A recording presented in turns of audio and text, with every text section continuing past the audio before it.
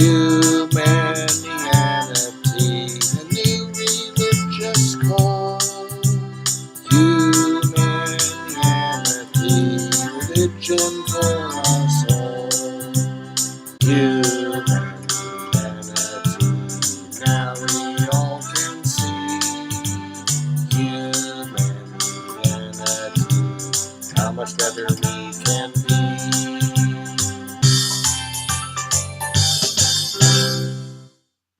Hi, I'm Bill Van Fleet, and this is Humanianity Conversation number 14, recorded on March 15th, 2019.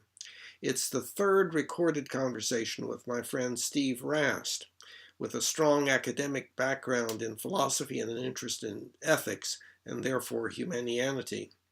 We addressed several questions, namely, the uncertain validity and uncertain importance of spiritual experiences, the linguistic problems with the word reality and the phenomenon of postmodernism, the nature of ethics and aesthetics, whether anger is ever really desirable, and the mind-body problem, including my book on the subject. We believe these questions are of profound importance. Okay, let's go ahead and get started then. Okay. I don't know if you're recording yet or not, but Yes, I am. I listened. Well, I got home about 8:10 from my meeting last night, and I did Skype, not Skype, whatever, YouTube it into the to the end of the meeting. I haven't watched the first part of the meeting last night yet, but it was interesting. Yeah. And there are various issues. One,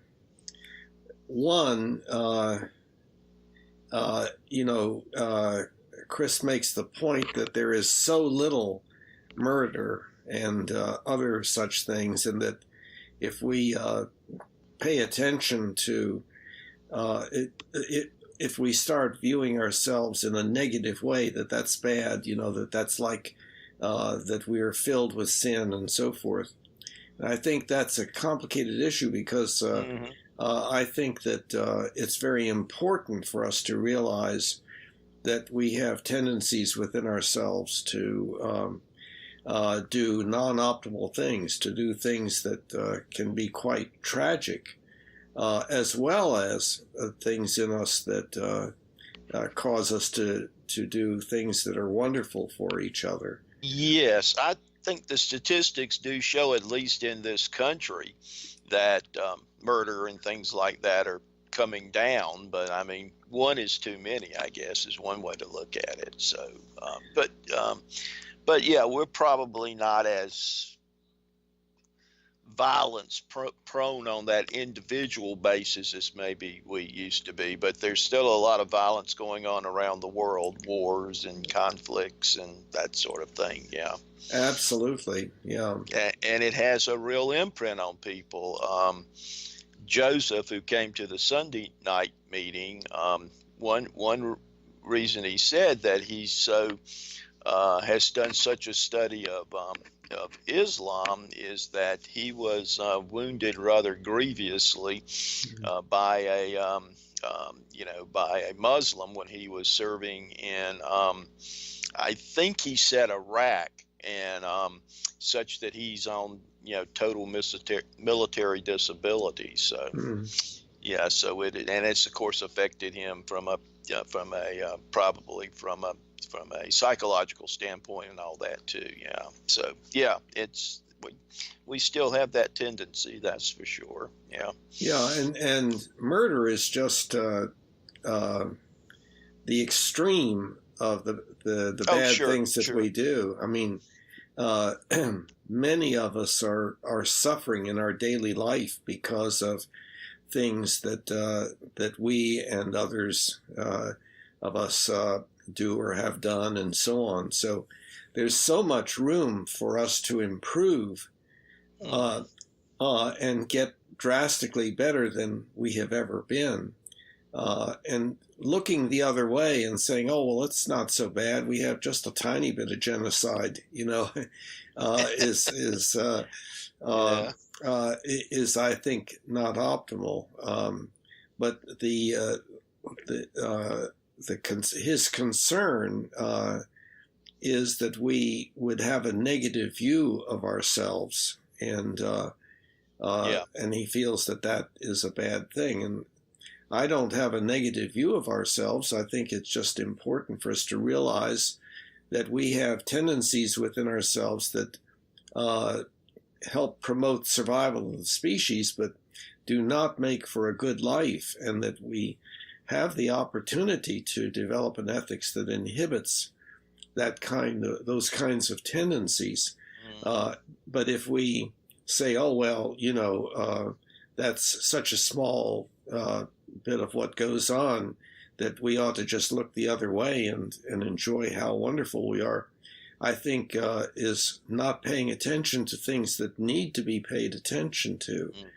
And and the important thing is to take an understanding approach rather than a judgmental approach with, anger and so on, that we need to understand how it all works and how we can influence it for the better. So, so that's one issue. And I noticed too that Chris was a little more open toward what roughly might be called general religious or spiritual views, especially toward the end when Cosmo brought in some of the Buddhist precepts, which are also in Christianity too. Yeah. He's planning to start a humanistic movement, and yes, I knew that. Yeah, and he had originally been so negative toward religion, and I think it was on the basis of discussions between him and me that he has now acknowledged, okay, well, there's secular religion also, and so on. And then, of course, that raises the another issue that I think is important, and that has to do with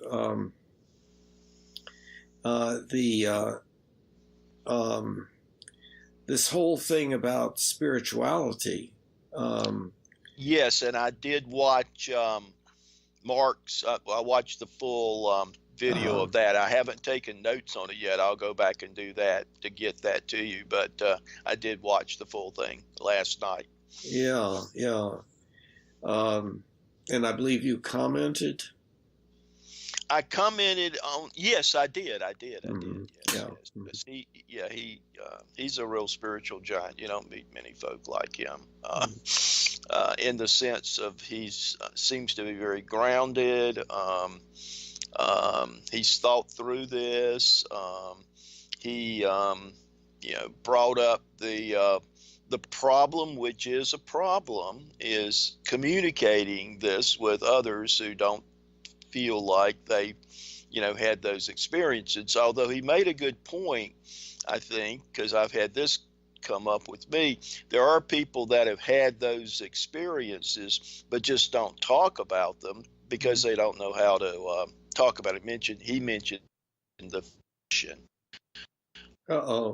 You're breaking up. And I think you broke up, and so can you repeat what you just said? Yes, I thought that I was talking about his being grounded, but mentioned and also in the Skype interview, the conversation, mentioning that it's difficult for some people to talk about these because they just don't. They maybe had certain experiences that they can't explain, and so don't feel comfortable talking about them. And he made another good point.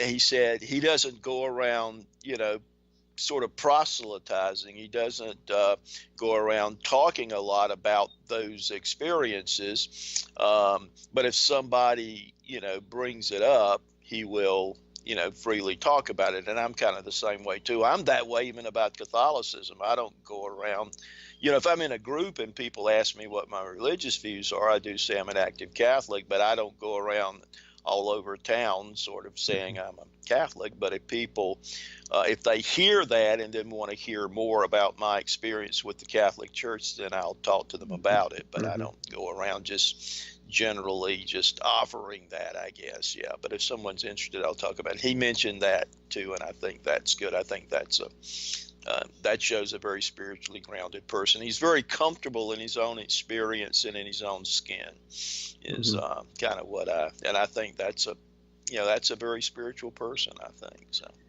yeah, I appreciate you for bringing me in touch with him, because I wouldn't have known him otherwise, other than going to your to the Sunday night group.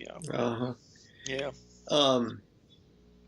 There is a big issue, though, I think, that is hard to address. And that is the question, given that I, let's say, have some sort of experience, are there more than one explanation for that experience? Sure. And among the explanations are some more likely than others. And so to kind of make it real concrete, he talked about his awareness or experience of there being spirits in his environment that are aware of him and so forth, and he even at one point experimented with doing an exorcism and found that it was successful and so forth. Okay, the question that so many people would raise is, well, obviously he believes that indeed these spirits exist, but is that a valid belief? In other words, are there alternative explanations for that experience? And the one that I brought up in our discussion was the phenomenon of hypnosis. Hypnosis is apparently a normal phenomenon. Not everybody is hypnotizable, but a large percentage of the population is, so it's a normal sort of thing. It does not imply, quote, mental illness or something like that. And then there is also the phenomenon of self-hypnosis, and with hypnosis, it is apparent that the belief that something is so can be induced by the hypnotist into the hypnotic subject, so that the person now is having experience that is not the same as others are having, and it has been induced purposefully and so forth, and therefore whether to call it a valid experience. In other words, if the hypnotist says now, right over there you will see a spirit looking at you, and then the person looks over there and sees it, does that mean that the spirit is there? So there's this alternative explanation for, or there are, and there's probably more than just one alternative explanation, other than that it is really so. In other words, the spirit that I am perceiving really exists, and then there are alternative explanations. And so that's kind of a big issue, and I know that some people will make a big point of that, and will even look down upon those who report having such experiences. So I think that's a problem for us for us humans to consider. How do we approach that kind of situation? And I was wondering if you have any thoughts about that. Yeah, and I've had these for a while, probably longer. Well, yeah, Mark said he started having them in 2003, and he may have well had them before then, but didn't recognize them as such. I haven't had a chance to talk to him in great detail about that, but um, one thing is that it led me, just like Mark, to read in some of the, read about some people who write about these experiences. And you see this in religious writings and, writings of mystics and things like this, to see how my experience is kind of jived with, with theirs. And, and there was some connection, and maybe some not so much connection. Certainly, some of the things that Mark is talking about, you can read about certainly in some Buddhist literature, for instance, the Tibetan Book of the Dead. In fact, my talking with him has gotten me to go back and read in that. Again, I haven't read it in a while, so I'm reading in that. And he has not read the Tibetan Book of the Dead, but he has read the Egyptian Book of the Dead, which has some similar kinds of experiences. And so what some people will say, well, you just read about this stuff, and so then you look and you thought about your own, and and you kind of you continue to have these experiences, and so you kind of interpret them in the framework of that which you have read. And there's probably some truth to that, I guess, because my experience is that we have experiences. To be a living human being is to have experience, and then we try to interpret those experiences. You mentioned that in your book about existential beliefs. So we have an experience. I would call the interpretation part of that the belief stage or whatever. So, yeah, we have these experiences. They're just experience, but we put them into some kind of framework, for else we couldn't talk about them at all. One writing I found helpful, and Mark had not read this book. I mentioned it to him.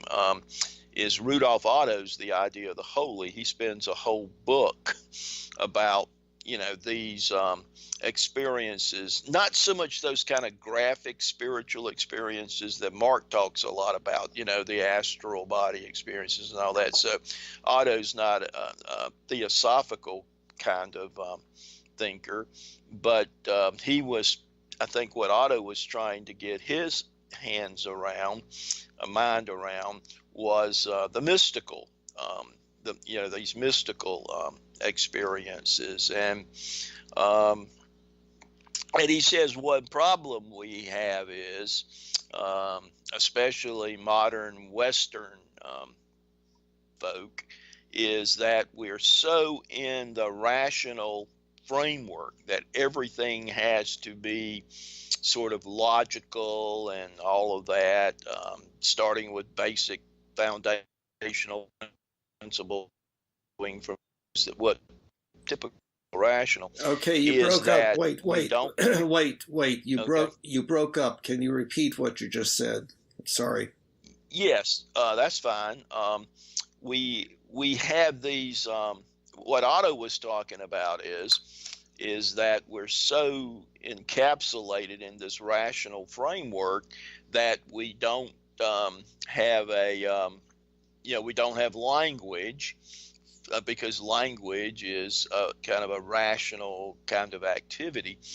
And he uses the word trans-rational, and that's helped me a little bit, I guess.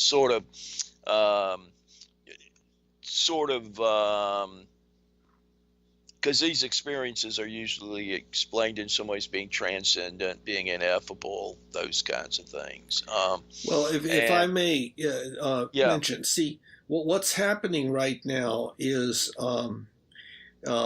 in my mind, as I am trying to understand you, I see the appearance of more and more words where it is very unclear what is meant by those words. And I know that under most circumstances, people do not pursue a real accurate understanding of what the words mean. If the sentences feel good, then okay, I'll go with that. You yeah. know, and so we've gone down a side road here that where I'm kind of left back closer to the main road. I've not been Okay. able to follow you. Now, the first thing that I noticed was we were talking the main road having to do with quote the validity of the experiences. In other words, okay, a person sees a spirit. Now, the question is the spirit actually there, or is this is there an alternative explanation as to why the person experiences it? And I gave an example of hypnosis, auto-hypnosis, and of course hypnotic phenomena can occur a little bit more readily in group phenomena where it is a kind of a group process that everybody gets into the mode of having an alteration of the usual experience that the person is having. So the question is so one of the questions that many people would raise would be, well, just because a person sees a spirit, does that mean that the spirit is there? And how would one go about making a decision regarding that? And what I heard you say in response to that was, well, other people have shared their experiences in the form of books and so forth, so that other people have the experiences also. So I was left with the feeling that, or the impression that you were saying that, well, if other people see spirits also, then that is evidence for the existence of the spirits. And what I would be concerned about is that there'd be an alternative explanation, and that is that that we humans are pretty easily, we have a tendency within ourselves to see things that are not there, and that tendency can be very close to zero or very close to 100% or somewhere in between, but that seeing of things that are not there, having an experience that is not an accurate reflection of reality. And it seems to me that is to say, so in other words, to say, well, other humans have the same experiences. Like, look at all the people who have had near-death experience, and it seems to be similar. Does that mean that therefore they are going down a tunnel, that tunnel exists? Or is that just a natural consequence of the way the brain is constructed and what and one's life experience and so forth have programmed the brain and so on, such that because that's true of all of us humans, it is reflected in a fairly high frequency of experience of the same nature. So is the proposition that so many people have the same experience then that experience must actually be an accurate reflection of reality. Is that really something that we can accept as a valid conclusion to draw from that, or is the alternative that, well, built into the structure of the brain to oversimplify is a tendency to hallucinate, and that the hallucinations tend to be of a certain sort, and hallucination meaning that the experience is not accurate. So that, it seems to me, is is one of the major issues. How do we address that problem? Well, it's a difficult problem. I mean, when you use the word reality and existence, you could probably spend 2 conversations just on those 2 words. For the person who is having them, they're certainly real from that person's conscious experience, standpoint. They're real. Now, well, wait. When you say that, see, here is a place where there is ambiguity in the word, in usage. The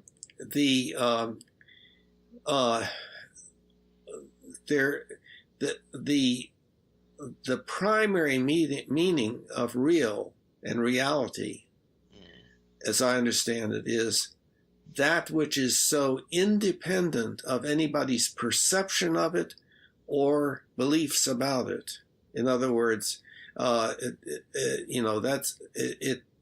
whatever our beliefs are models that may be accurate or inaccurate, are perceptions.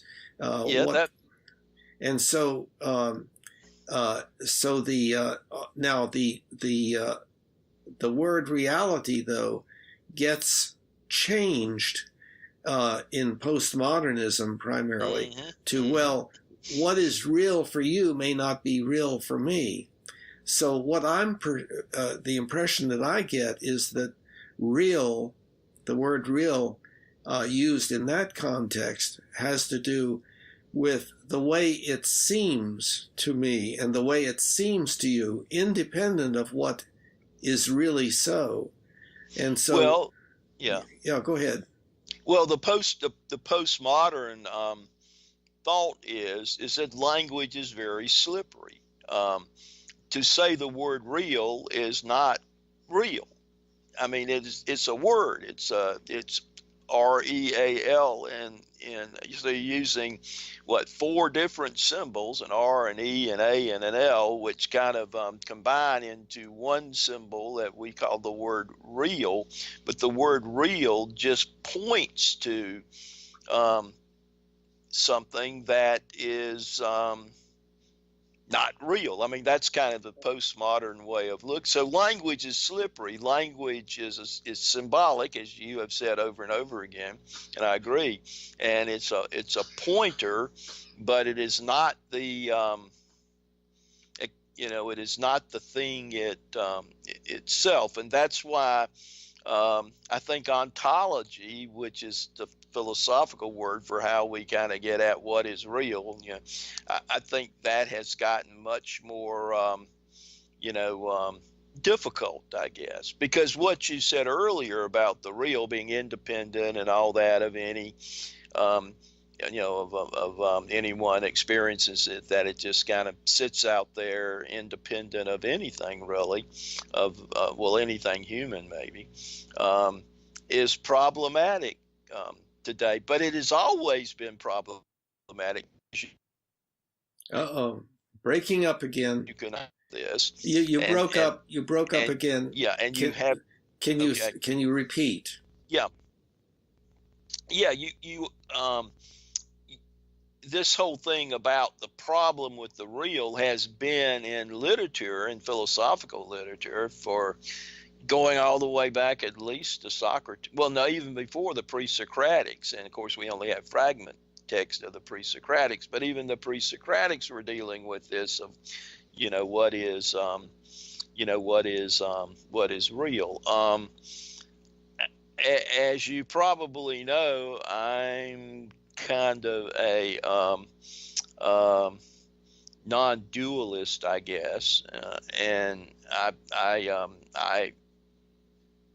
make primary consciousness but then there's a problem there as to how do you define consciousness? Well, also you Yeah. non-dualist, and for for me and those people who may be viewing this that are not familiar with that term, can you explain what it means? What is non-dualist? Well, it is similar to some of the things you dealt with in your book 3. This thing of the quote unquote problem of the mind body problem is you have people that say, well, there's only bodies and mind is just an epiphenomenal effect of chemical reactions in the brain, essentially. You have those on the other side, like the extreme, well, the Berkeleyan, especially folks like William Berkeley and his Berkeleyan idealism, where the only thing that really exists is consciousness. You kind of have folks, I guess, in the middle that don't really take a stand either way. But the dualist would, and those are the people in the middle, the dualist would say, well, there are bodies and there is mind. And of course, the age-old question has been, well, how can a quote unquote physical substance affect a mental substance? And that's looking at kind of substance philosophy, going back, I guess, to at least to Aristotle. I tend to be more of a Berkeleyan idealist, I guess, in the sense of we have consciousness of objects. Do those objects exist independent of consciousness? Well, at least not in the way we experience them. Evidently, even the certainly the physicists today and would say that primarily what is quote unquote out there is primarily empty space, energy fields, very, very infinitesimal particles, or the wave people will say it's really only waves. Mark got into that a little bit with the Schrodinger equation, the wave and the collapse of the wave. But yeah, it's very problematic. I mean, it seems pretty well, not even that clear cut. Even in an academic philosophy department. Not that clear cut, not as clear cut as 2 + 2 = 4 anyway, although even that's not as clear cut as it used to be. But anyway, because you can have different bases for your numbers and things. So it's a, I think that, that what happens here, we're mentioning names, Berkeley and Aristotle and so forth, and that, to some extent, that can be outsourcing our understanding for you, me, and any other possible viewers. And the problem is, who knows what that means? But you make reference to my book 3 on the mind-body problem, and it indeed does address these things. But I think it addresses them in a different way, to some extent, than the way that you have implied to a viewer who had not read the book. They're going to hear what you're saying. They're going to make the assumption that my book says things that it doesn't say. If we can back up for 1 minute, I think that there may be something that is in book 3 that may help us to get a little bit closer to knowing what we are talking about. And what we're dealing with is the issue of whether there is reality that is something different than your experience or my experience or somebody else's experience. And so in the book, it talks about looking at a cartoon. And in that cartoon, there are two people looking at an object, a chair, let's say. Now, over the head of each of the two people is a balloon, which is used to indicate what people are either saying or what they're thinking, and in this case, or perceiving. And so if we take a look in the balloon over each person's head in the cartoon, we see a chair, but because they're seeing it from different perspectives, it's not the same picture as the picture that we see looking at the picture of the chair in the cartoon. So there are three chairs. All three are different. And one of the assumptions that we make is that whatever is in the balloon over a person's head, namely what they are seeing as they're looking at the chair, is at the end of a series of events and transformations of various sorts, namely that light bounces off the chair and goes into the eye and stimulates nerve cells in the eye that then send messages back to a certain part of the brain. And then we have a blank area there where we say the ultimate result of that is what the person experiences. But it shows that the internal experience is not the same thing as the chair. And so you could do an experiment if hypothetically we were able to reproduce in a person's brain the exact same state that the brain was in earlier. If we could do that, we can't, but if we could, then we could run the experiment. We could take that situation and we could do two things. We could take away the chair, but cause the brain to be exactly the same as it was when the person was looking at the chair. Or we could take away the brain and leave the chair. And in which case would the perception of the chair be present? It would only be present in the first case, showing that it is based upon the structure and functioning of the brain, not the presence of the chair. So what we should mean by reality, using its primary meaning, would be reality would be whatever it is that is, quote, the chair that is causing us to experience, to have the experience of this thing that we see there, and so forth. And so, of course, anything that we are experiencing, we tend to believe, but not entirely, is dependent upon the functioning of the brain. If you anesthetize the brain or kill it or something of that sort, then the experience goes away or is modified or whatever. Now, the alternative view to that is that, well, no, you can kill the brain, but that perception still exists and it floats away, or it goes up to the ceiling, or it is somewhere in another dimension, or whatever one would say, but the experiencing persists even in the absence of the brain. Well, I think people probably divide up with regard to that question. Some would say, no, if the brain's gone, the perception's gone. And others would say, well, no, the mind, this perceiving entity, just drifts away from the body and is somewhere else, or something like that.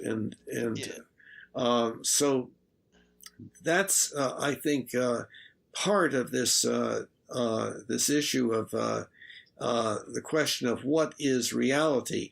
In other words, there is, presumably, there is reality, and then there is our perception of it.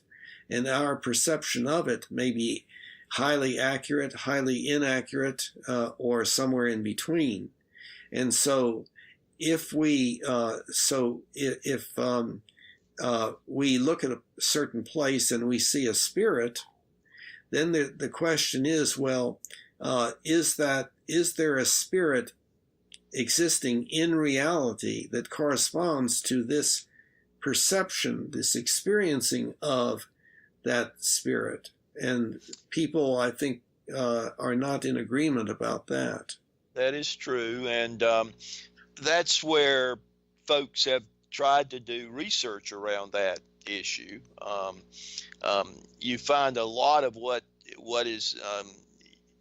Mark referred to in near-death studies, most of that coming out of the medical community wanting to research that anyway, apparently. I mean, everybody I've seen that has wrote about it or whatever, they tend to come out. Okay, I've lost sound. I've lost sound. No, I'm not hearing you. I'm not hearing you. Okay, and I see you now. So okay. we're finally back. Back, yeah. Oh man. I'll have to investigate. I'll have to call Chris again and seen that happen before. Yeah. Talking about common experiences here. Yeah. Well, yeah. Where were we? Yeah. Well, let's see. Yeah. We're talking about the question: if a person sees a spirit,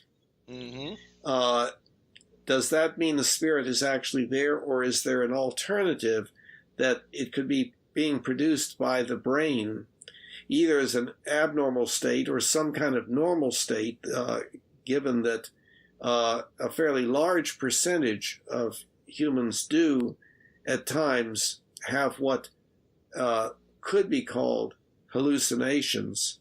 Or is the experience actually so? And in other words, if a person sees a spirit, is the spirit there? And how would one answer that? And you were saying, well, one thing would be to find out whether lots of humans experience the same thing by reading books and so on. But the problem with that is it may be a relatively normal thing for people to see spirits or to have some kind of experience that they would call a spiritual experience.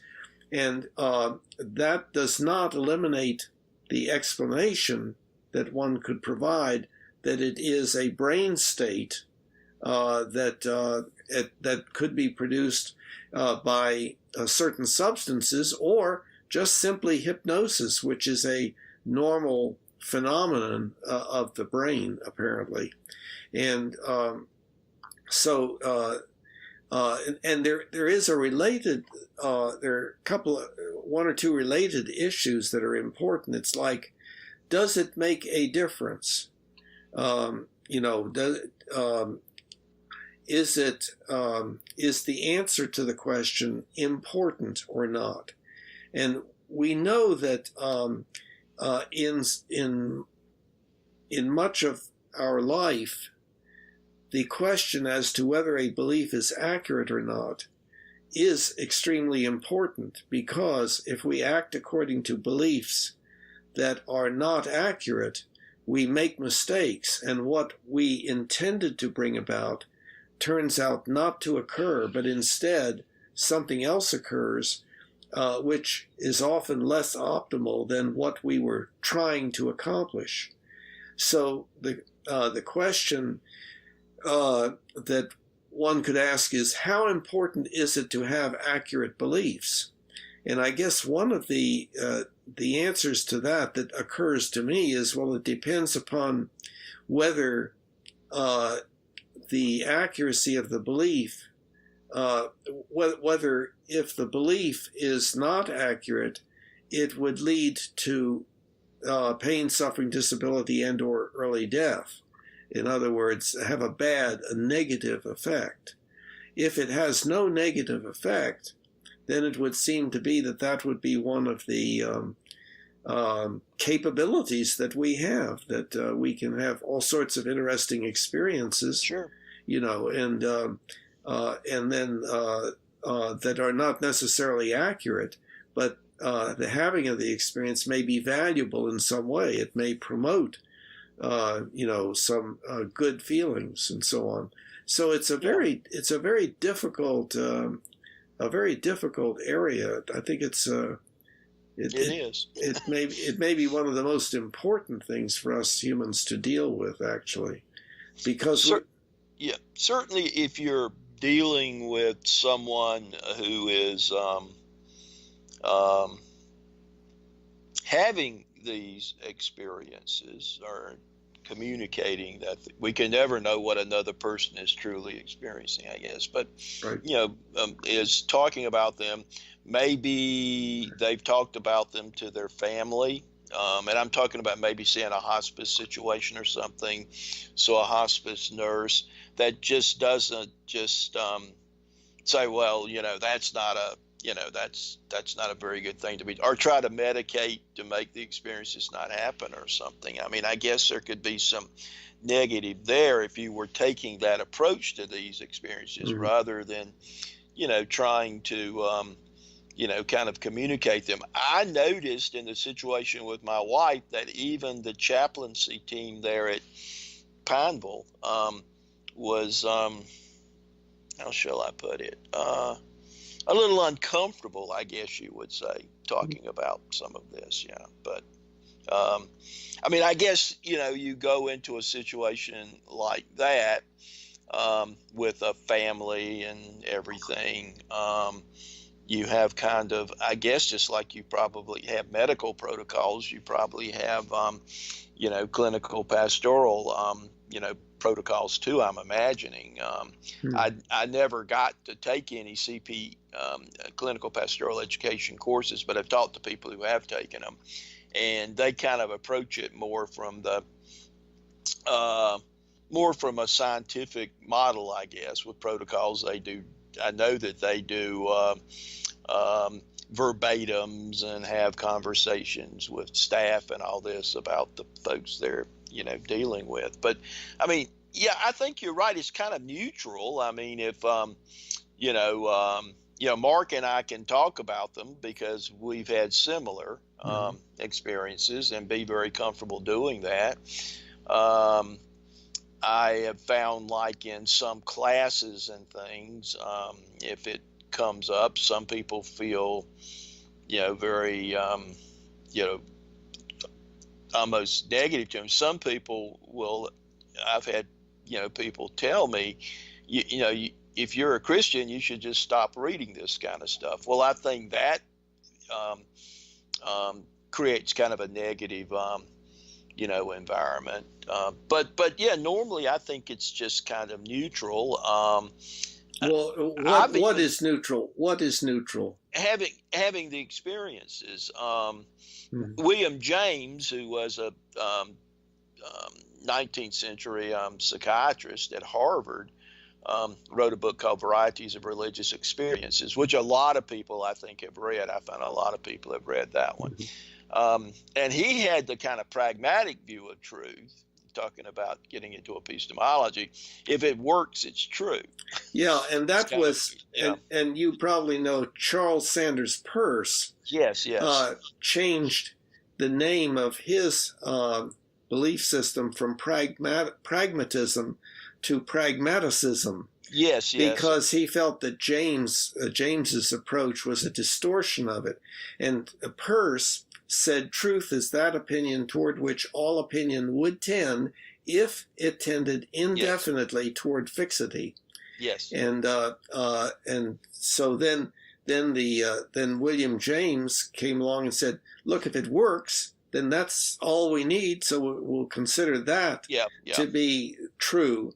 And then the postmodernists said, yeah, that's right. And what works for me is true for me. What works for you is true for you. So then the idea of true or truth being something independent of one's beliefs about it got completely washed away. Yes. So, And that is the stream that we swim in now, to a great extent.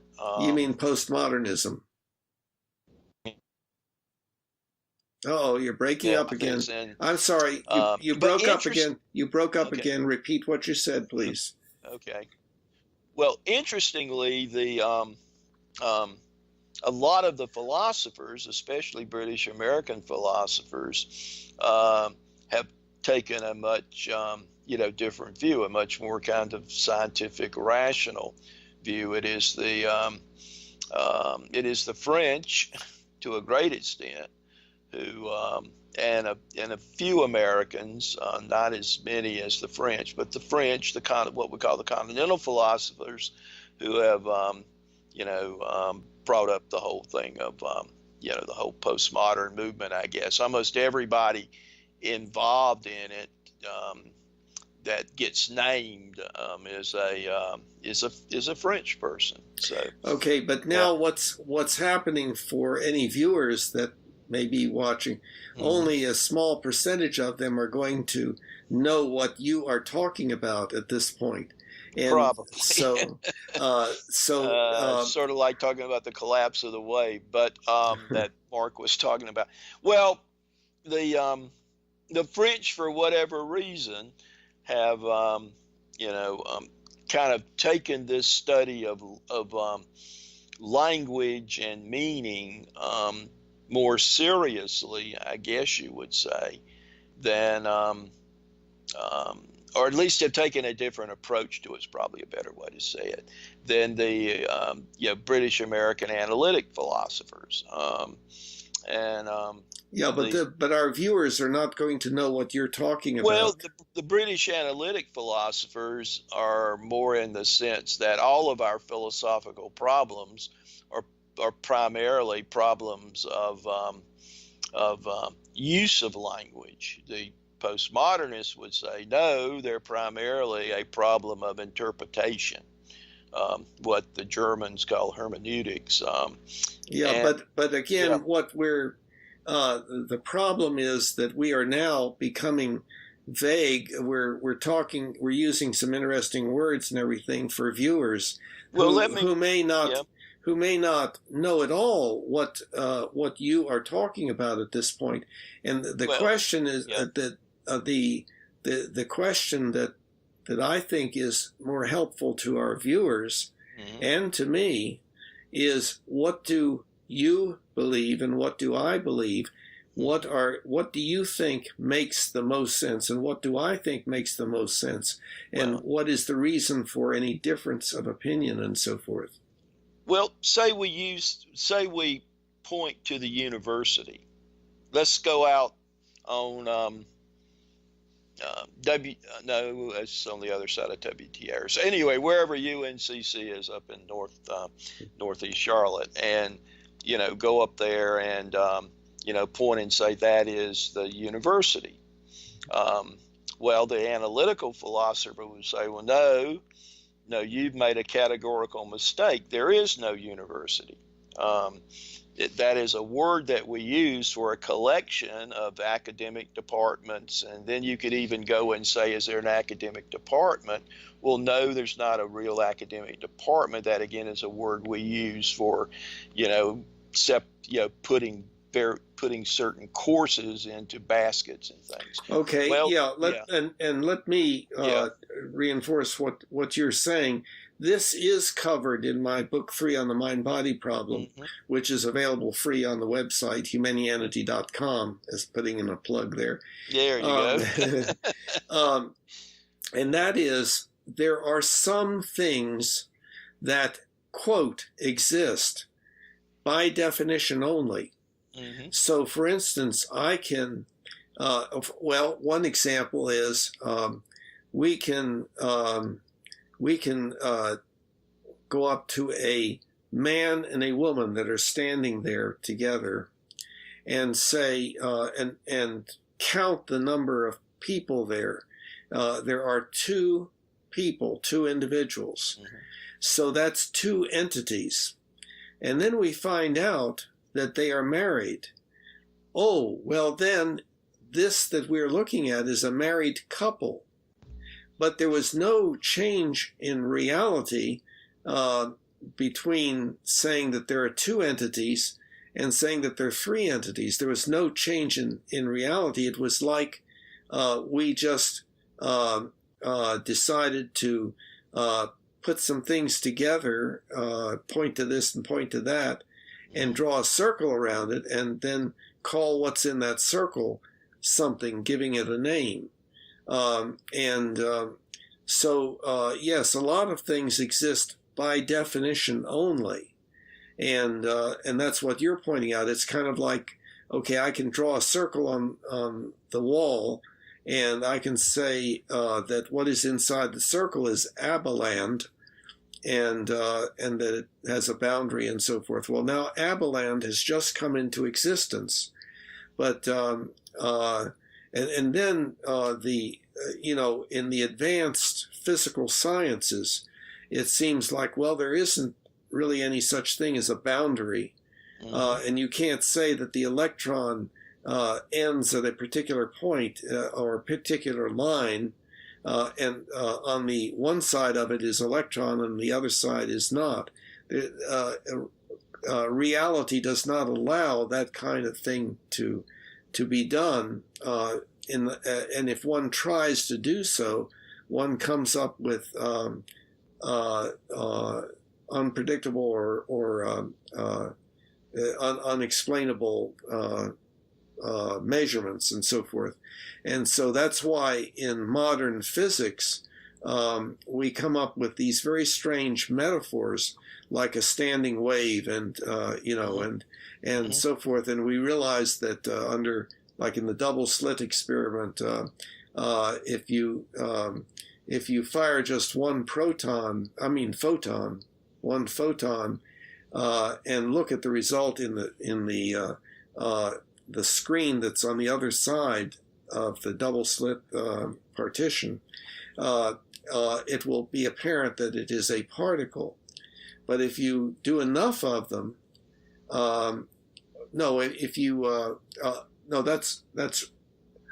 if you do it over and over again, it will behave exactly the way a particle should if one of those slits is covered up. But if you open up the other slit, then the results on the screen show that what you're sending toward that the partition with the slits in it is of the nature of a wave rather than a particle. So even with one photon.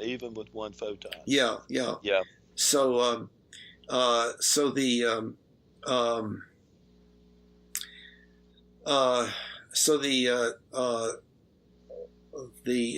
the conclusion to be drawn is that reality is indeed far stranger than anything we can imagine. What we imagine, we take from our subjective experience. We look around and we see objects and so forth, and we therefore know what a particle is and so on. And so we use those things from our subjective experience as models for reality, but it turns out that none of those work, really. And so the models of reality that are most precise are simply mathematical equations. And then we try to say, well, that mathematical equation generates a graph that is sort of like such and such. Oh, yeah, now I can imagine that in my mind's eyes, but it's really just mathematical relationships between measurements that are done in conducting experiments and so forth. But it's interesting that in the double slit experiment and others like it, there are physicists who have a real inclination toward particles. I mean, they want to. They try to find experiments that will confirm, that they're actual particles and not just waves. You've now got the particle physicist and the wave physicist, and they have extreme disagreement, which is kind of interesting, I think. And you can come up with interpretations. One interpretation that allows particles still to be there, even with the one photon. There's some kind of mysterious guide. Okay, you're breaking up. You're breaking up. Guides. You broke up. Okay. Repeat what you said, Okay. please. There's some kind of the particle physicists, some of them postulate or try to interpret the experience that, well, there's some kind of guide that will guide the the photon in a particular direction or something. And some wave physicists have compared that to the epicycles that we had in the earlier astronomers, I guess, the Copernican model. Because an experience, and this is what the postmodernist would say, an experience can be interpreted in many different ways. And at best, our interpretation is only a pointing.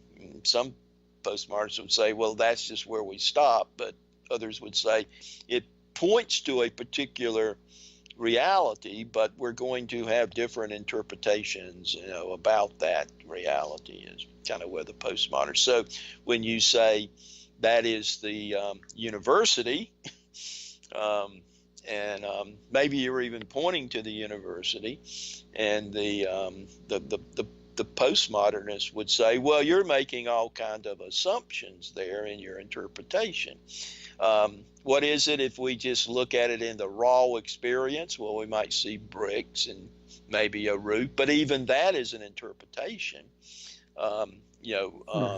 It's undifferentiated stuff, material. But that's more where the postmodernists would be, I guess, as opposed to the analytic philosophers. They would say that any definition that we give, any interpretation that we give is only that. And that interpretation, as you said earlier, comes about as a result of our experiences and, what we know a university to be.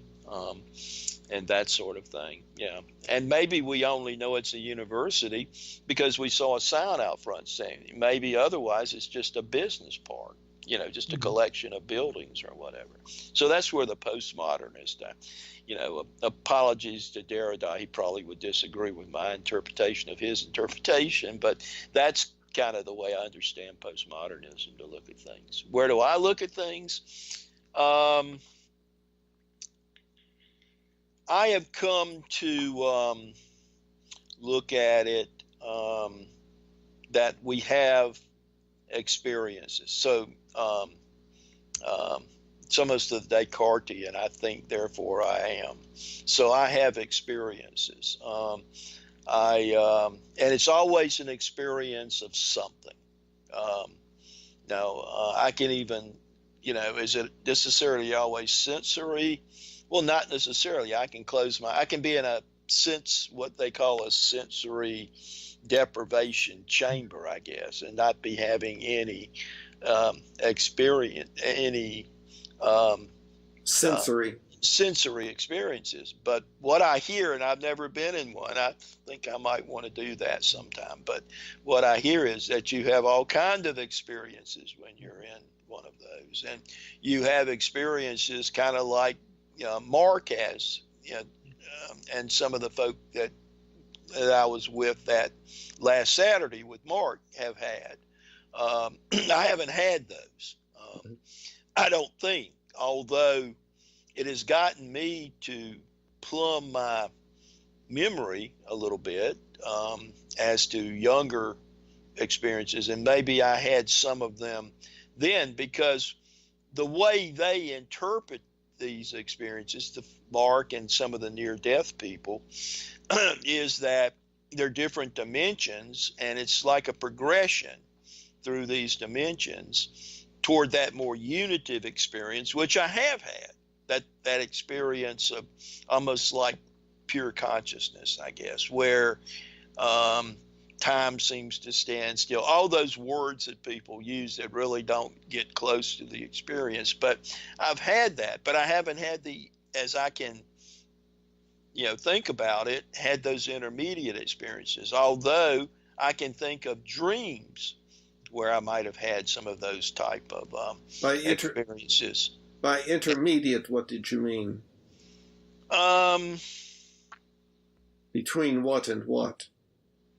Well, they have the stages, astral stage, and I can't remember. They're all dimensions in the way way Mark and some of those talk about them. Yeah, okay. And the way some literature talks about them. Okay. The Tibetan Book of the Dead talks about them and that, like they're dimensions. Okay, but wait. Yeah. See, right away there, it seems to me that there is the introduction of linguistic confusion that renders people passive, like, oh, I sort of know, I think, what this person means, but they are ahead of me, and so I just have to go along for the ride and accept what they're saying. I think that tends to occur, but the use of the word dimension, when you started using it, I had no idea, and still have no idea, really what that means. Dimension, the customary meaning of it is that, and this is off the top of my head, is that if you're going to measure something, then you have a frame of reference. And the frame of reference that works in our ordinary daily life is one where everything can be plotted according to three axes that are perpendicular to each other. And in our space that we live in, we can only have three dimensions. But as people have pointed out, with using either analogy or metaphor, there could be a two-dimensional world, presumably, where there are triangles and circles all going around and having flatland. Yeah, that's right. Having things to do with each other. And what they cannot imagine is that there is this dimension that is at right angles to the only two dimensions that they know.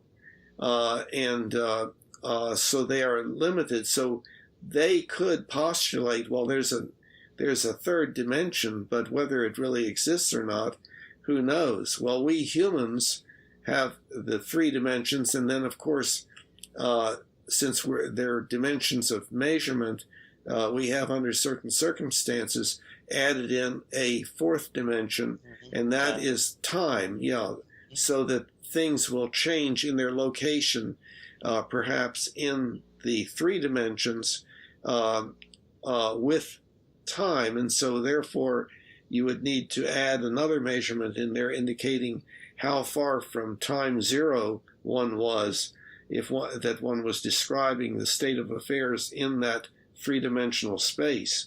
So that would be a fourth dimension. In other words, another axis along which to measure and come up with a measurement result, X number of units, whatever the units would be. And so then, of course, in modern physics, what they find is that they can construct internally consistent models of existence by postulating additional dimensions, up to 11 dimensions, and I don't know at all why 11 and so on. Seem to be infinite, yeah. Yeah. And so, but then I think what happens is we, in everyday existence, everyday life, we usual people, we ordinary people who are not advanced physicists with knowledge of very high order math and stuff like that. We then can take those words like dimension and so on and use them in other ways, but convey, cause the listener to have increased confidence in what we're saying because we're using a technical word, and they have no way of judging whether our use of the word has anything at all to do with the way it's used in advanced physics or something like that. And there's one example of this sort of thing that has always stood out in my mind, and that is the use of the word energy. And I comment on this in book 3. What the physicist means by energy has nothing at all to do with what the energy worker means by energy. Sure. And but what happens is, because of the use of the word energy, it conveys the impression to the average listener that oh, well, this must be kind of advanced thinking that I can't understand it because I just am not educated enough. And so therefore I just have to accept what this person is saying because this person is further along in knowledge than I am. But see, that is not necessarily accurate.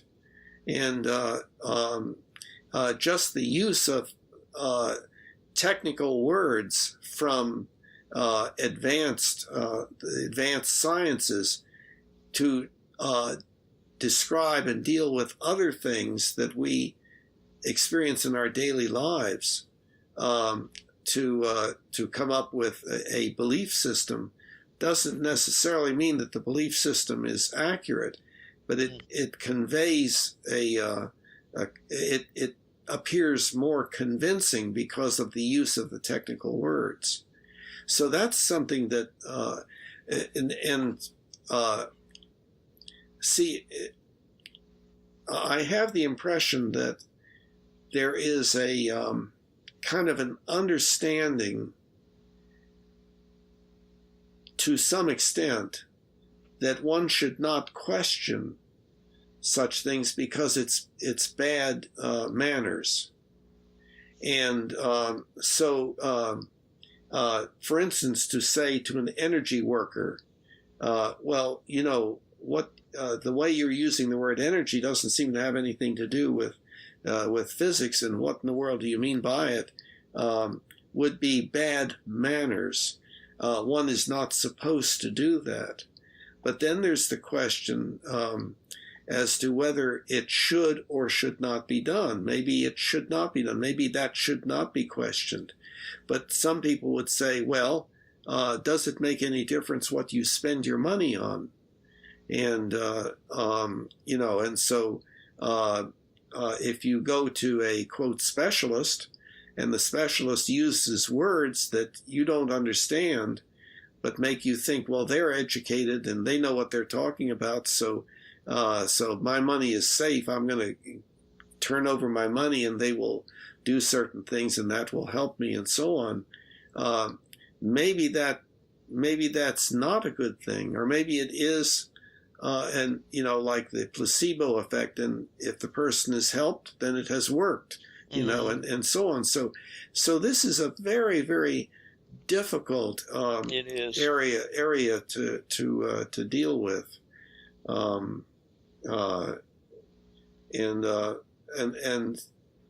it's I think it's a very important issue that we need to work on coming to some agreement about, if indeed it makes a difference. And yeah, and you're right. Some of it really just doesn't make that much of it. Sometimes we make more out of it than Mhm. it really. I think a lot of that goes on in academia, especially in some English departments. I mean, to argue and sometimes just fitfully argue over the meaning of a particular poem, for instance. I mean, I can take an interpretive framework, the other person can take an interpretive framework. Which one is the true interpretive framework? Well, there is no true interpretive framework. And sort of like the same thing with ethics. Ethics and aesthetics come under kind of the same broad philosophical rubric of axiology. And they're both quite similar because it's very difficult to come up with a foundational principle. Well, I think it's impossible. Maybe somebody should not say to come up with a foundation that you can justify. You just have to accept a particular foundation, and then you can come up with pretty good arguments if you use logic and things. But well, what do you mean by axiology for our viewers and me? It is the term, and what is the etymology of that? I've never. Not the etymology, but what does it actually mean? As you are using the word, what do you mean by it? The philosophy of values, aesthetic values and ethical values. So it's essentially a study of, how do we value what we value? Or the question might be asked, are there any values? And that sort of thing. That's axiology. That has to do with what we talked about before, the idea of whether ethics is a matter of preference or whether it is a matter of discovering the good and bad that is a fact to be found in the universe. Yeah, because if you go into the Charlotte Mint Museum and look at a work of art, a statue or a picture or whatever,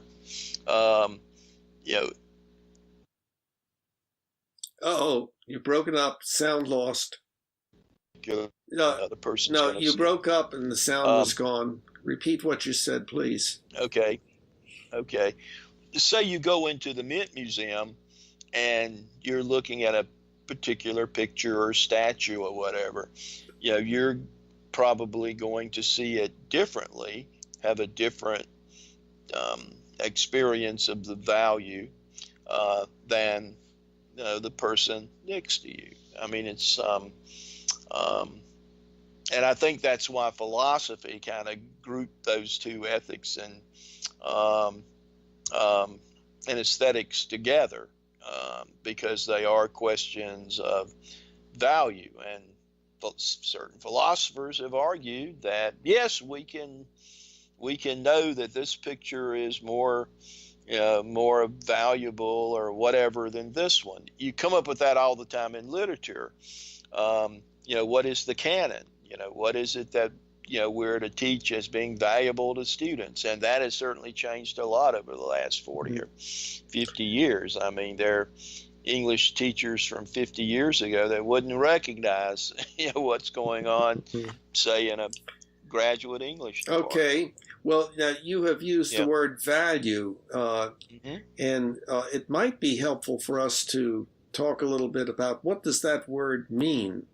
Because the first thought that comes to my mind is that there are different kinds of value.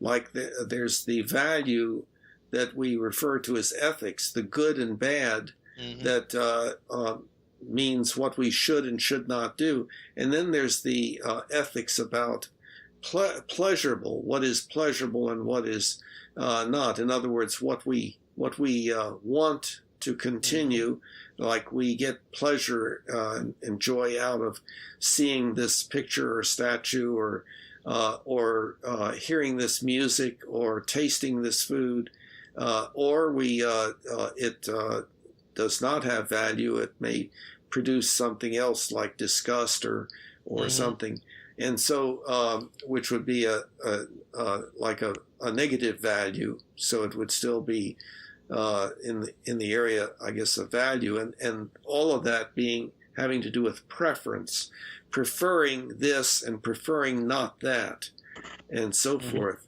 And so people, I think, tend to separate the two, and Yes. in fact, and call one ethics and the other aesthetics. Yes, and I think we're more comfortable, most of us seem to be, with saying that the beautiful, the aesthetic value is more of a preference, and we're not as comfortable saying the ethical value is a preference. Yeah, and that is interesting, and see, I have kind of an explanation for that in my mind, and that is that our ethics, our ethical beliefs about what we should and should not do, are normally based upon obedience to the most powerful, like the child obeying the parent, and or us obeying our leader, or us obeying our deity, and so forth. And so that people tend to think, if we're talking about ethics, it has to be obedience. It can't just be what I prefer to do, because that would be like a child running wild, about a child not having any concern about what the parents said the child should or should not do, and that does lead to problematic behavior, and so forth. And so if we were to jettison the idea that as adults there is any superpower over us, either human or deity or whatever, then it would be like, well, then you are free to do anything. And who is the philosopher that said, without a God, then anything is permissible? Yes, that was Nietzsche. Yeah. And I guess was his thesis then that when that is true, then there is social breakdown. So therefore, it is necessary to have a belief that there is a God that we all should obey. Is that kind of the idea? That's kind of the idea, and that goes back to Left's article that we've talked about in the past. Yes. Yeah, you don't have any foundational grounding, and I guess people have thought, well, with aesthetics, if I think this picture's kind of trashy and I wouldn't put it on my wall, it doesn't really have much effect out in society. The artist may feel a little offended or something, but if I believe I should act in a particular way, our thinking is, well, that could have either positive or negative consequences. So it has more of a consequence, an ethical decision does, than an aesthetic decision does. And I think that's one reason why we've been more comfortable with the aesthetic being a preference and the ethical not being a preference. Yeah, I agree. I think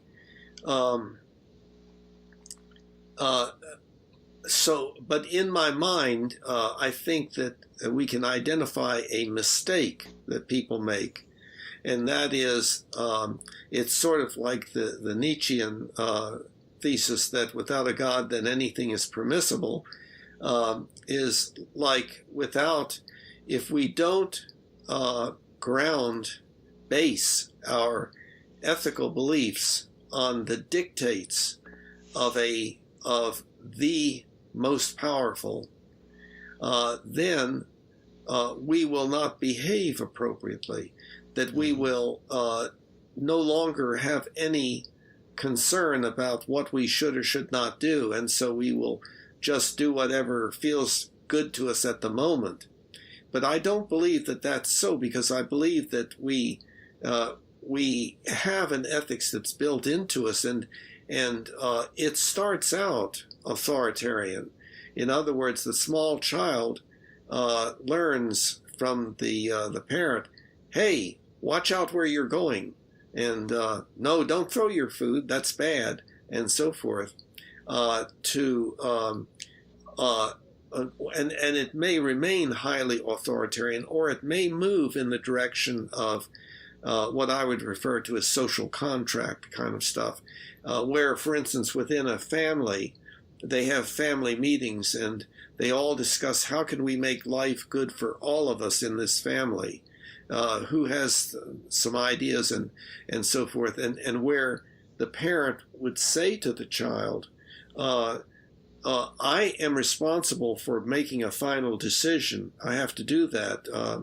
And society places that responsibility on me. But that doesn't mean that I'm always right. It doesn't mean I can't make mistakes. And if you think I'm making a mistake, then please let me know, and let's talk about it until we come to some conclusion, and so on. So that's going much more in the direction of let's work together, even though we have different positions in the authority structure.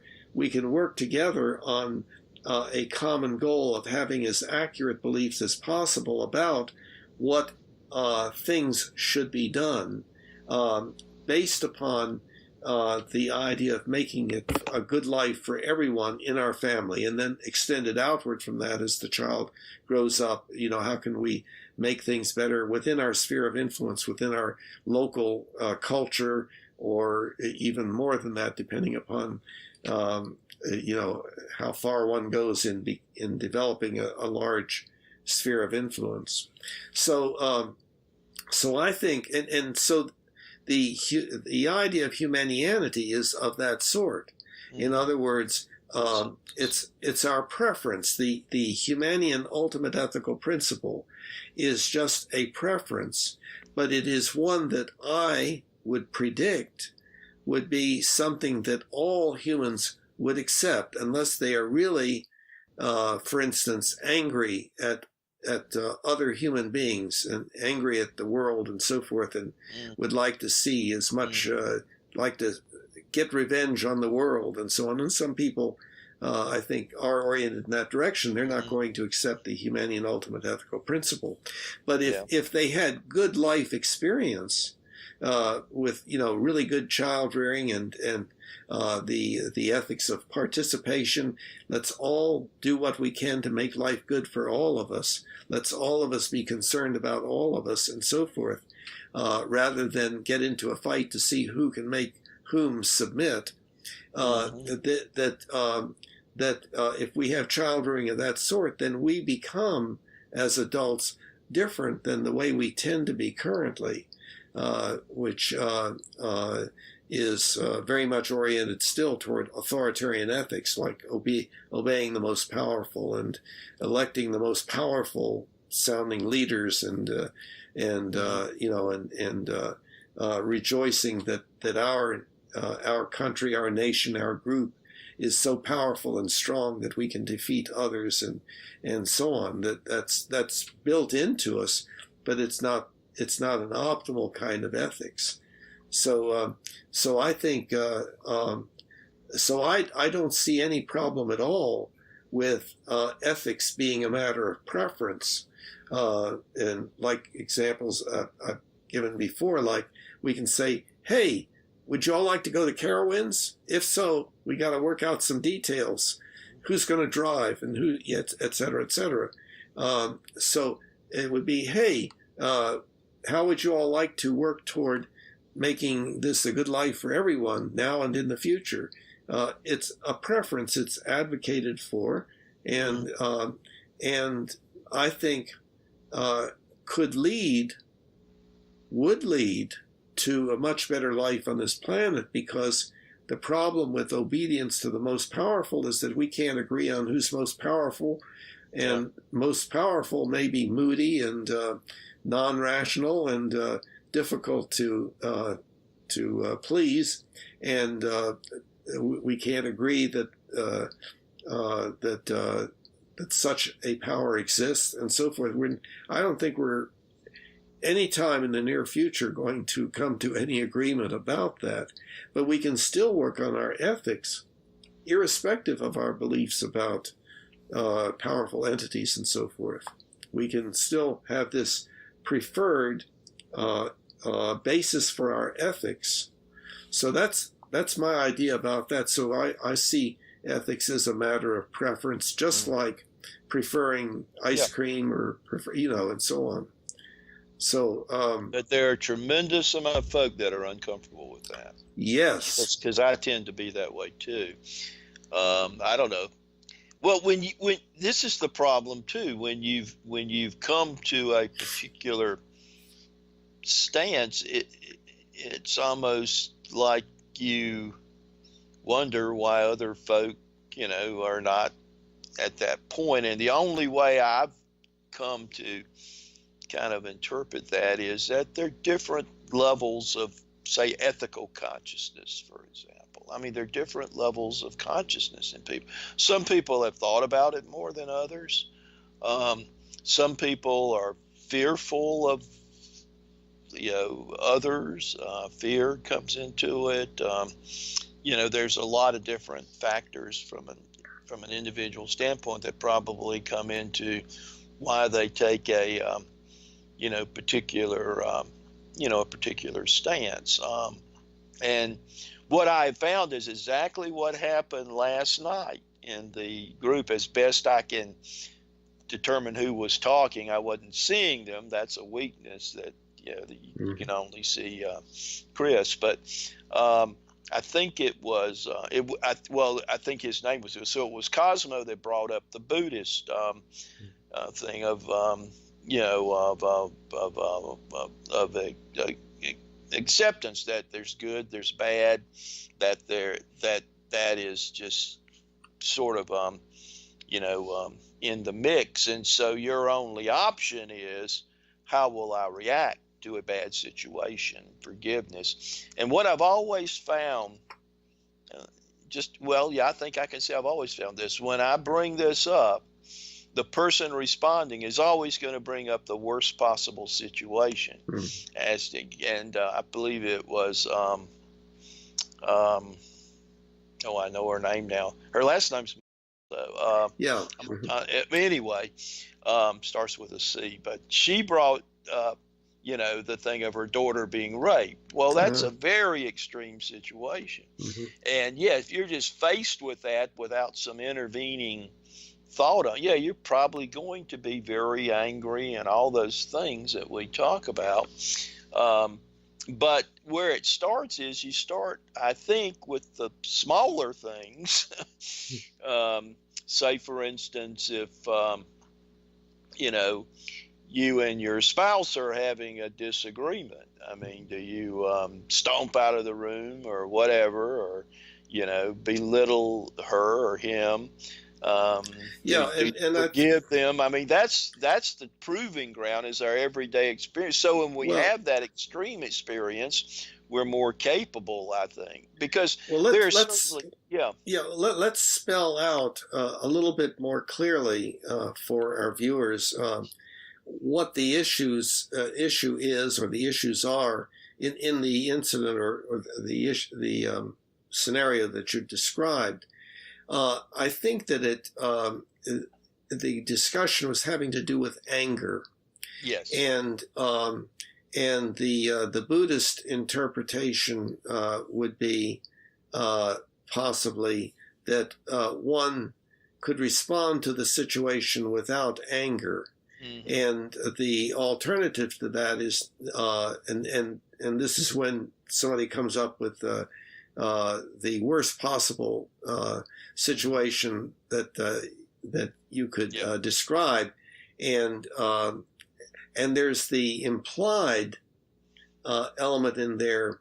And if you would not be angry about this, then you're a bad person. If your daughter is being raped, you mean you're not going to be angry? What's the matter with you? You must be really low life, and kind of that's implied. Oh yeah, yeah. So that a person then feels like, not saying, well, I would want to do something about the situation if I could. I would not be experiencing anger for reasons X, Y, Z.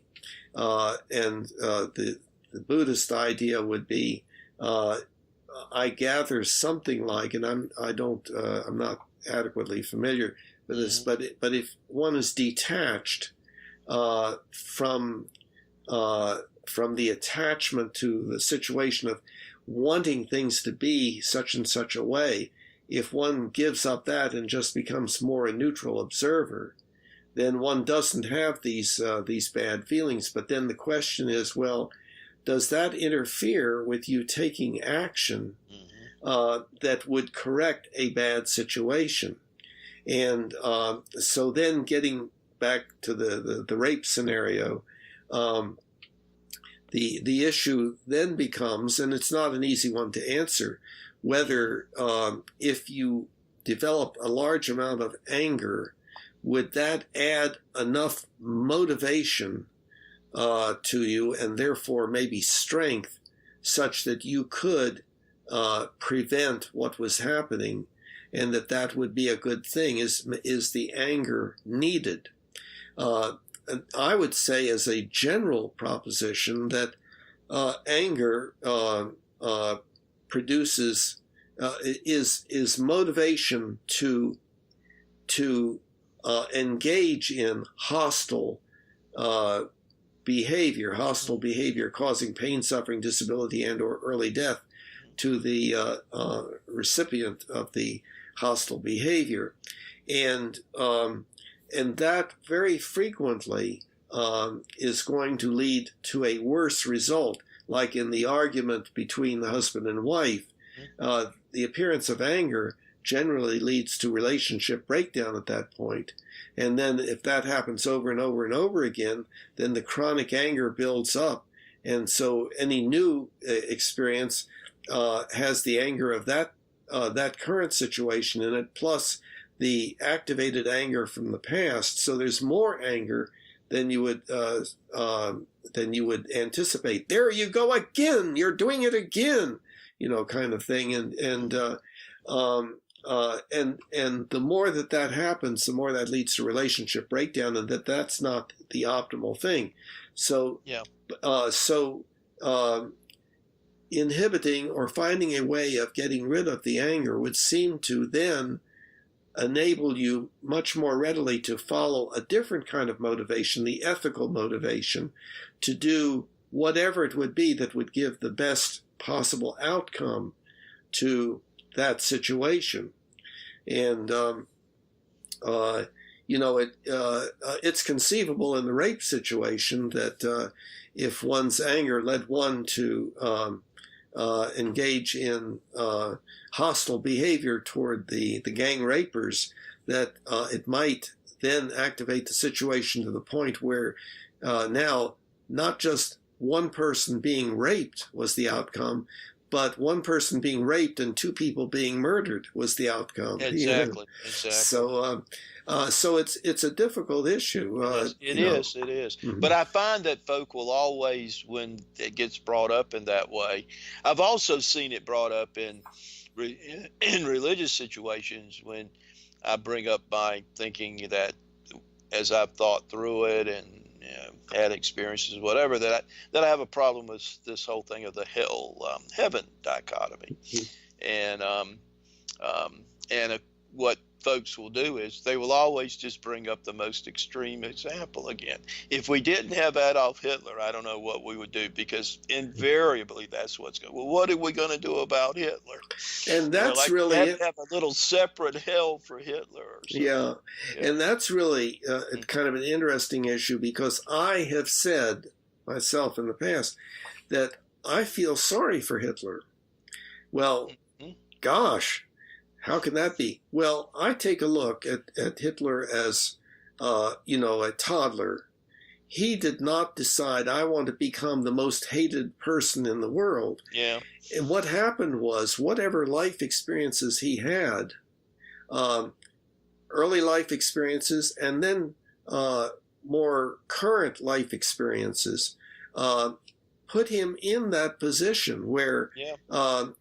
he appealed to them and they appealed to him. And it was a build-up showing what we humans are like and the horrible, horrible things that result from some of the stuff that is in us. But it was not that Hitler, this one person who was evil, took all of these, quote, good people who would never think about harming or killing anybody and so forth, and made them into individuals who would gladly go ahead and murder millions of people. I don't think that that's accurate. I think it's that we have that capability within us. And if we're in a culture that is, quote, peaceful, yeah, we're not going to think along those lines. But if we happen to be in a culture that has, for whatever reason, a lot more anger in it and so forth, we still admire power and admire, like we will conquer all. And we like to identify with the most powerful and so on. That's built into us as hominids. And that's why I think it's very important that we understand ourselves, understand that that is a part of us. The problem is not Hitler. The problem is us humans. And in one part of the world, it'll manifest itself in one way. Another part of the world, it'll manifest itself in a different way. We've got to understand what this is in us, humans, in our species and in hominids, that we have to ethically train ourselves to modify, to develop a set of ethical beliefs that says, well, yeah, that's built into us, but we need to really practice at minimizing it and getting it as close to zero as possible. And then a Buddhist approach of detachment, or whatever that approach is, would be a good thing with regard to certain things. Now, it might not be good with regard to others. Like, would you become detached from those things that fostered a good life for all of us, as opposed to the bad things that occurred? So I think, but I don't know enough about Buddhism to know what the probable answers would be to that. I gather that it's a pretty good belief system with regard to ethics and so on. Yeah. So it is a complicated area. This whole thing about whether ethics is just a matter of preference, rationally consistent ethical beliefs, consistent with an ultimate principle that is just a preference, or whether there's right and wrong, and if you don't recognize that, then you're defective and probably a bad person and so forth. That's kind of the answer from the other side to that. But I think that's a very important issue for us humans to deal with. That's why I am, advocate for exploring all the things having to do with humanianity and so on. Yeah. So, Right. well, it's been very helpful to me to be able to formulate, with someone else who, I gather, as you say, you're not completely in the direction that I've gone into, and so us having dialogue back and forth, I think is helpful, hopefully, to both of us and to other people that, if anybody watches this. Yeah, I mean, I think one area that and that most folk would probably agree with you, hadn't talked to, I'd like to talk to Mark more about this, but I just see everything pretty much as consciousness. So I'm I'm on the opposite end of the scale from the materialist that sees everything as material, I guess. Um, um, the the thing is, everything that we experience, be it the chair in the room, be it a brain that I'm cutting into and experimenting on and whatever, all of that is experience in one respect or another. And I think because you talk about, the curtain and the person behind the curtain, because we don't know what's out beyond our experience. And to that degree, I agree.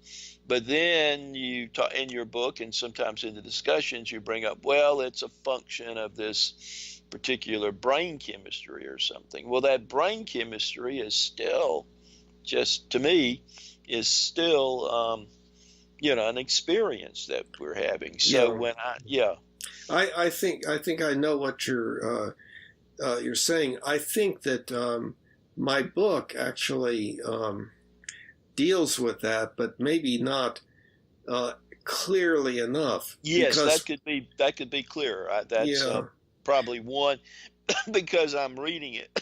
Excuse me, I'm reading it again, and I haven't given you any written things about it because I'm still formulating those. But that's one thing I'm trying to think through and formulate, because I see that as.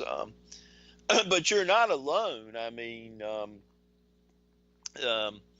certainly in the quote unquote scientific world, most neurophysiologists and things would say that consciousness is just a byproduct of various and sundry neurophysiological processes. And the technical term for that in philosophy is epiphenomenalism. In other words, consciousness is just something like some strange miasma or something that results from, various and sundry, brain experiences. And I can see where people come at that from the standpoint, well, you can take a certain pill. Of course, taking a pill is just an experience of taking, but, and you have these quote unquote, experiences, LSD and things like that. So certain chemicals seem to affect physical brains and that sort of stuff. I can see where folks come at, but again, most people always bring up the most difficult one to try to explain, I guess, when you say that. But I don't think there's anybody that I can think of that has, disproven, Bishop Berkeley and the Berkeleyan idealism. Now, where Berkeley ran into some problems maybe is that, well, the main thing against him was, well, how do you explain that I have an experience of the chair and the other person has a similar experience, although perspective can differ, like you said, but we have these similar common experiences. How do you explain that? And Bishop Berkeley, being a good Anglican bishop, just simply said, oh, God makes it so. And that's been a problem down through the ages with Bishop Berkeley, because what does that even mean? And it's interesting when you're talking about my book on the mind-body problem. Indeed, you're kind of referring to what people feel is a question that has two possible answers. And the question is, which really exists, the mind or the body? And I give a third alternative. Yes. But that third alternative requires the reading of the book meticulously and following the definitions and so forth and so on. And of course, just because I wrote it and it seems, after much struggling and so forth, it seemed to be the right answer, doesn't mean it was, because that's just, we tend to believe that what we tend to believe is the correct thing to believe by definition. Well, I remember Professor Searle coming to a graduate philosophy seminar at USC and going up to the board for 30 minutes scribbling and yada, and then just kind of Ben just wiping his hands like this and saying, I have answered the mind-body problem. Well, no, I don't think he did, but Yeah. maybe he thought he did. I don't know. Yeah. But he was looking at it in terms of analytic philosophy and that sort of thing, which wasn't, as you can tell, was not my bent. Yeah. I mean, I studied it and understand it, I think, but I mean, it's just not been a worldview that has particularly attracted me over the years. Yeah. Yeah. And my impression is that nobody has come to the way of looking at things that I have in my book 3. That could be incorrect. I think I widely pretty much knowledgeable. agree with that. Now, I'm not saying I've studied every tiny little bit, but I've studied the broader issue and the way you would look at it. Say if you were doing a semester course on, mind-body problem or whatever, I've looked at it to that extent. Yeah, and I don't think there's anything out there exactly like the way you presented it. Yeah. Yeah, that's my impression. Yeah. Yeah. So I still hope that book is, valuable and so forth. But I think people avoid really getting into, studying that problem. So the book probably is not going to easily be read. Yeah. So, have you shown it to anybody over in the philosophy department at UNCC? There's some analytic philosophers over there. I don't know them I don't, probably some of the ones I know have probably retired because I hadn't even been over there to a colloquia probably in 25 or 30 years. But I think it tends to be more, the folk over there tend to be more inclined toward that more analytic view and that sort of thing. That's what I gather anyway. Well, what I would like to do actually is to find some way to specifically get my book into the awareness of philosophy professors. And I'm not sure how best to do that, So, and I haven't made any effort to do something along those lines, but that's on my project list. But the problem is that I could just get a list of philosophy professors and then just go down the list and send an email to each one saying, I recommend that you read my book because I think it's worth something and it's et cetera, et cetera. But I mean, me advocating for my own book is pretty worthless. I think when other people do it, hey, you ought to read this book by so-and-so, it really, then that might accomplish it. But me just, tooting my own horn, that's not going to work real well. Yeah, and I would probably want to aim it at least initially to those who work in that area because just like everything else, philosophy's gotten tremendously specialized. And so somebody who, say, works in the area of I don't know, whatever, they're not going to be interested in something that's not in their narrow focus. That you would find more general folk probably at small liberal arts colleges than you would, say, in a large university. Large universities, they tend to have a particular school that they are primarily, and at least that's what I found back in the 80s when I was looking at PhD programs. You had very, very specialized PhD programs at particular universities and things. Yeah. Well, one thought that I had would be that I could propose that my book be given as an assignment to students to critique. That would be interesting. Yeah. Yeah. And that might be useful and helpful at getting the book more known. But when I wrote it, I knew that the possibility was great that it would never amount to anything, never be that nobody would read or it. Maybe, and maybe as an adjunct to a course on mind-body type. Yeah. Yeah. They occasionally offer that at Winthrop. They haven't offered it in the last couple of years. Usually, Dr. Oakes teaches that, and I know him very well. So yeah, that might be a possibility of having it as a recommended reading or something, or like you say, an assignment. Assignment. Yeah. Well, listen, I think we've been at it about 2 hours, and yes, maybe 2.5 hours. It looks like as I look at the clock up here. It does seem to go by very fast. Yeah. Well, the way I'm looking at it would just be 2 hours, a little bit. Oh, okay, 1:30. Yeah, that's right. It was 1:30, not 1 o'clock. Yeah. But then we had that downtime, so in the middle. But I guess anyway. Oh, if you want to, and I'll suggest this to the readers too. I'm quite a fan of the late Pat Conroy. He and I were at the Citadel. He was a senior and I was a freshman when I was at the Citadel, and I've read a lot of his stuff. But a friend of mine brought up an essay, a very short essay, so it's not like reading The Prince of Tides, which is almost 1,000 pages or something.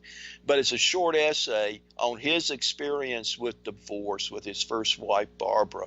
It's in the Atlanta magazine. So if you Google Pat Conroy and divorce, it's going to come up. It's in the Atlanta magazine. And if you really want to get an idea of pain and suffering, one person commented on it, said, "This is the saddest thing I've ever read in my life, his experience with that." And anybody who's thinking about divorce and wants to reduce a little pain and suffering perhaps would do well to read that before kind of taking that final step. But I just throw that in too, so because there's a lot of pain and suffering in the world, isn't there?